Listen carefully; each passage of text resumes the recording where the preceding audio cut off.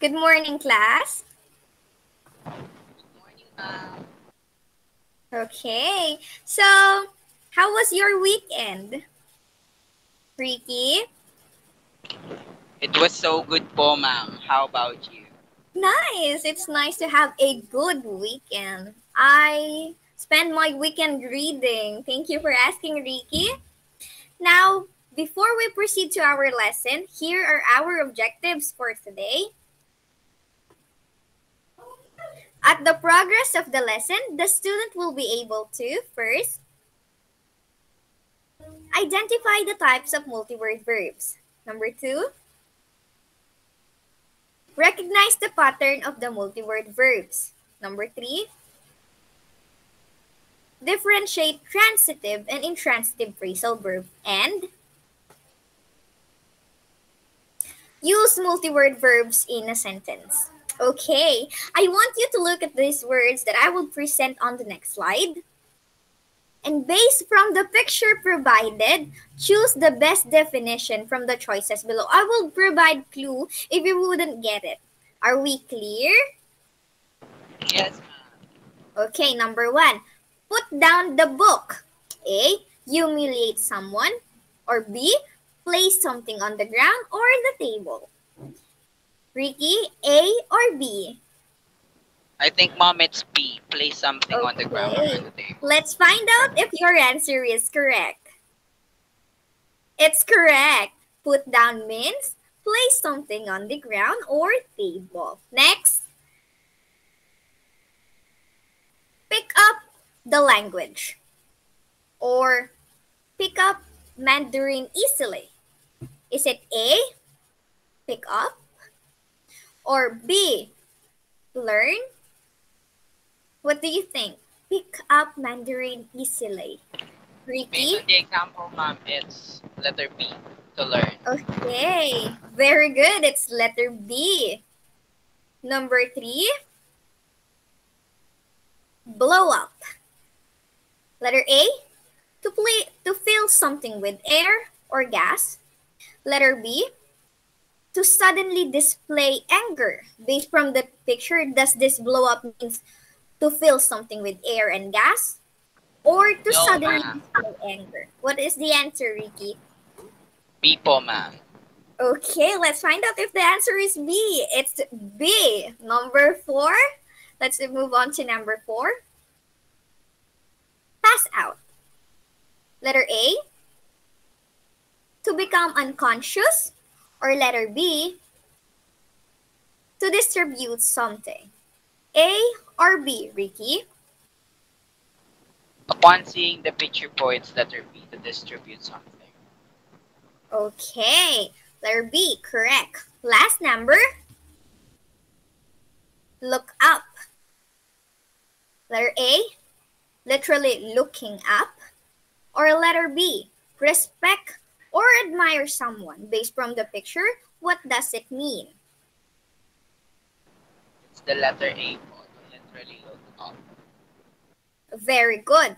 The words put down, pick up, blow up, pass out, look up are all examples of what we call, let's move on to the next slide, multi-word verbs.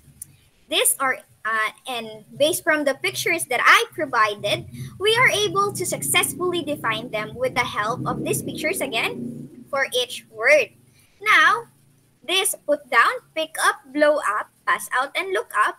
Now let us examine these words and their other meanings. Yes, they have other meanings. Let's find out what put down means on this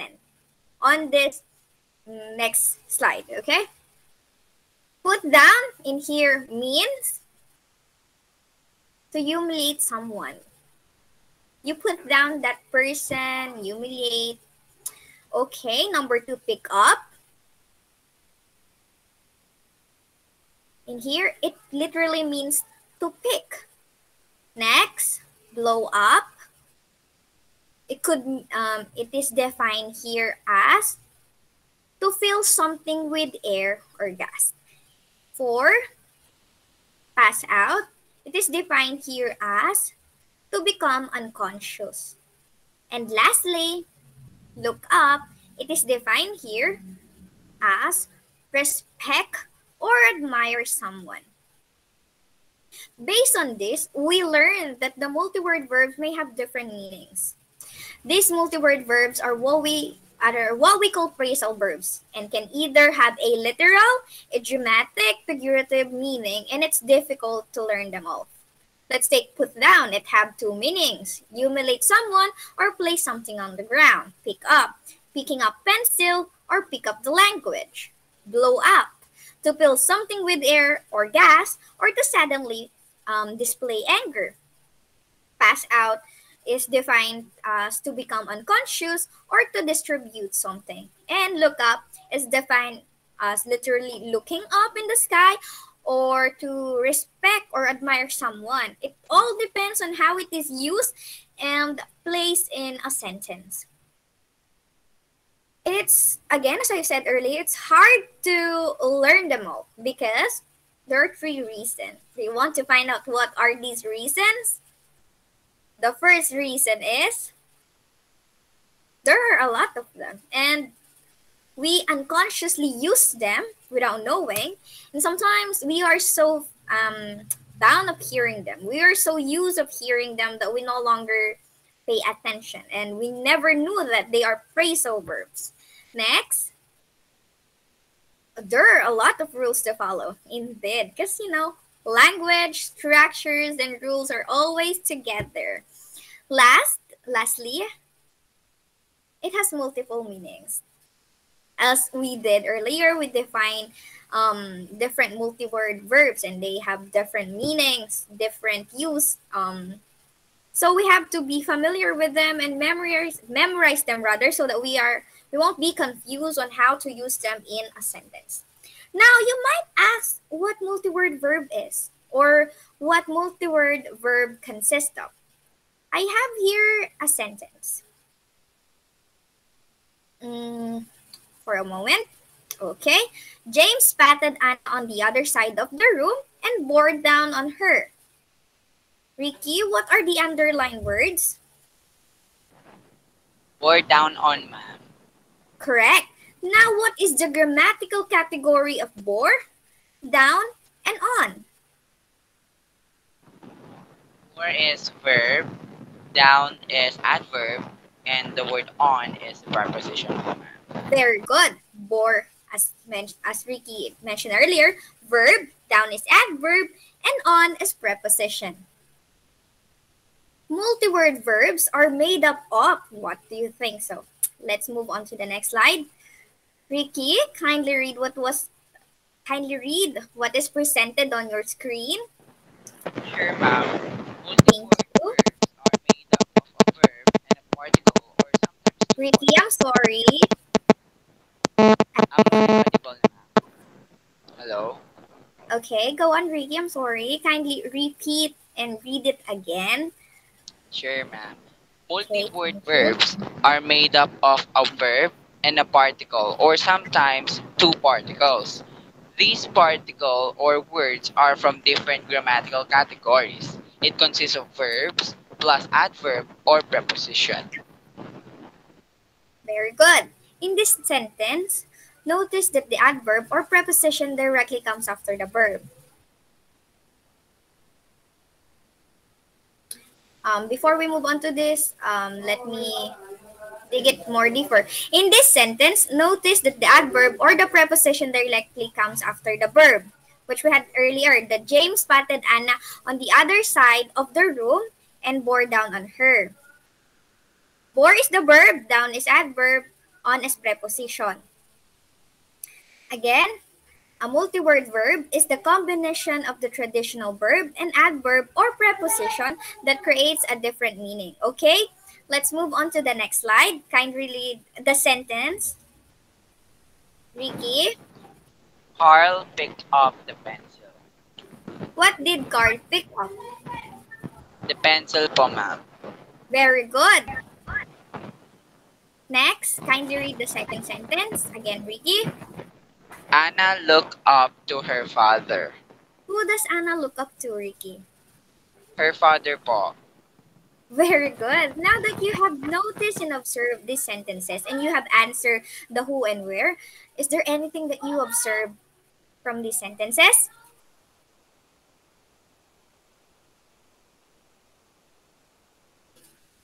Yes, ma'am. You are asking us about the direct object, ma'am. Yes, that is right. These multi-word verbs are phrasal verbs and what we call, let's move on to the next slide, transitive verb. And this is defined as these verbs have a direct object and there's no direct and if there's no direct object rather, it can't be understand. That is why I'm asking who does Anna look up to? It answer with the question who. And what Carl pick up? It answer pencil, right? Do we follow? Yes, ma'am. Okay, now let's move on to the next slide. Ricky, kindly read what is presented in your screen. Can you sit down, please? Is this in this sentence? Can we sit something down, Ricky? No, ma'am. Very good. We cannot sit down something. But do you think this phrasal verb could stand alone? Or is it Yes, no, ma'am. understandable? Great. Yes, ma'am. As we can observe, this phrasal verb is what we call, let's move on to the next slide, intransitive verb. It is defined as, it has no direct object, but could stand alone. And it is understandable in the sentence, make sense. Remember, we cannot have an object after an intransitive verb. Again, before we proceed to the next slide, let's clarify this too. Look at these two sentences and see the difference between the transitive phrasal verbs and intransitive phrasal verbs. In the transitive phrasal verb, we have, I'm looking for my keys. In the intransitive phrasal verb, we have, my car broke down this morning. In the first sentence, you look for something, an object. What does he look? What does the person looks for, or what is he is looking? The keys, right? While on the second sentence, you cannot have an object after an intransitive verb. That is a certain rule, okay? And in this case, the phrasal verb is breakdown, but the sentence used is in the but the verb used in the sentence is in the past participle, which is broke, okay? In the first sentence, you cannot just say, I'm looking for, because it's complete. Do you understand, Ricky, if I tell you, I'm looking for? You might ask, what am I looking for, isn't it? Yes. Because it does not make any sense and it's incomplete.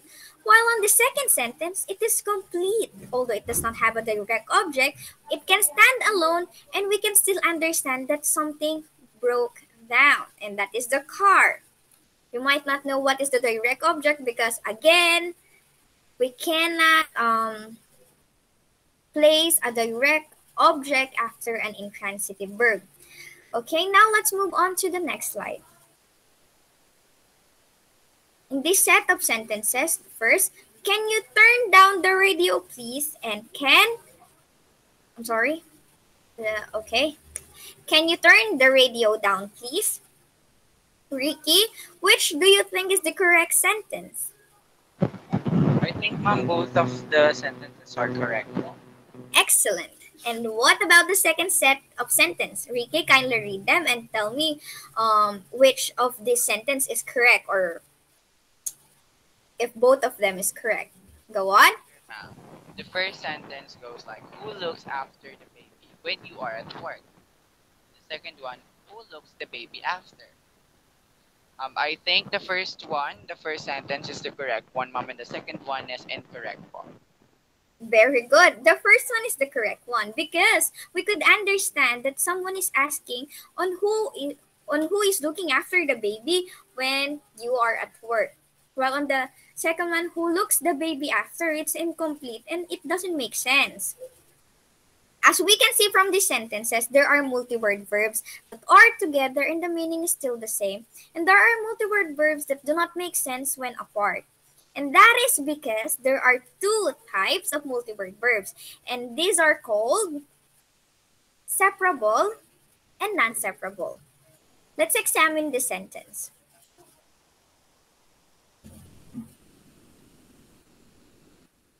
Can you turn down the radio, please? And can you turn the radio down, please? What did you notice in the set of sentences, Ricky? Um, in the first sentence, ma'am, the multi-word verbs are together, while on the second sentence, the multi-word verb are apart, but the meaning is still the same. Very good. And that is what we call a separable multi-word verbs, which is defined. Let's move on to the next slide. Ricky, kindly read. Separable. The verb and particle can be apart or together, and the meaning doesn't change. Thank you. Now, let's take this another set of sentence. Take note that can you turn it down, please? And can you turn down it, please? Something is wrong with one of the sentence. Do you think the sentences are both correct, Ricky?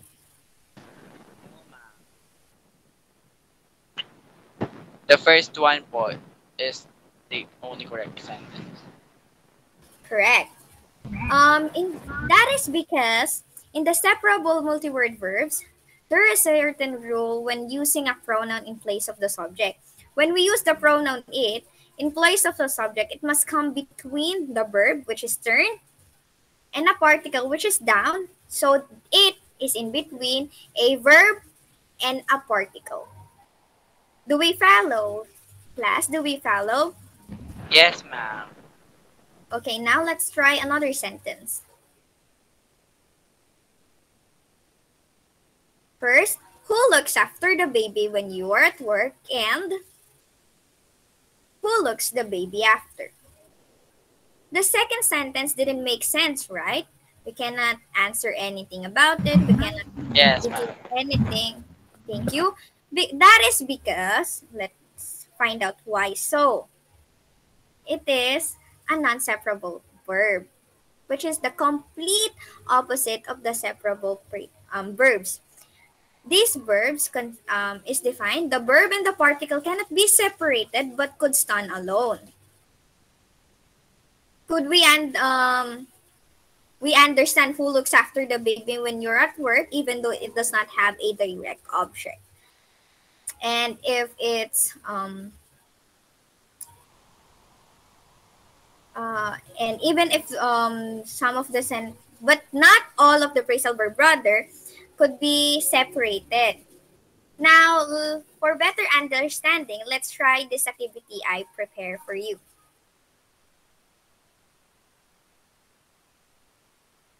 You have to determine if this phrasal verbs is either separable or inseparable. If the answer is separable, you need to separate the phrasal verb. Do we follow?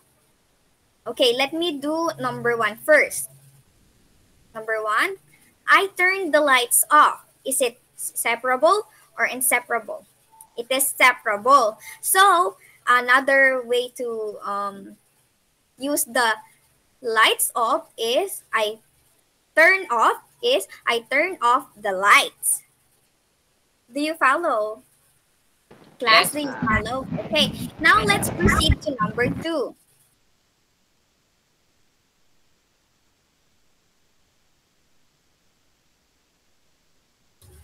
Ricky, let's proceed to number two. Okay po. Number two, I'm going to take on the project. It's separable po, ma'am. Okay, what is the other sentence? I think I'm going to take the project on. Very good. Number three, we always run into Daniel at parties. Could we separate the run into? No, we can. So it's inseparable. Okay, next, Ricky. The fourth one po, Dory wrote down important notes during the discussion. Separable po. Very good. An example po. Sorry, Ricky again. Dory wrote everything down during the discussion. Very good. Continue, Ricky, on the last number. Who looks after the baby when you are at work? It's inseparable po.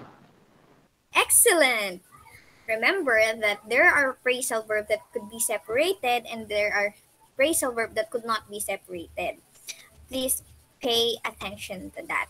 And I see everyone understand our lesson, but before we end our class, is there any question or clarification you want to address before we end our class, students? And so far, ma'am. Okay, great. Thank you, class, for actively listening and participating to our discussion. Have a great day ahead of you, and you may now leave the meeting. Thank you po, ma'am. God bless. Thank you.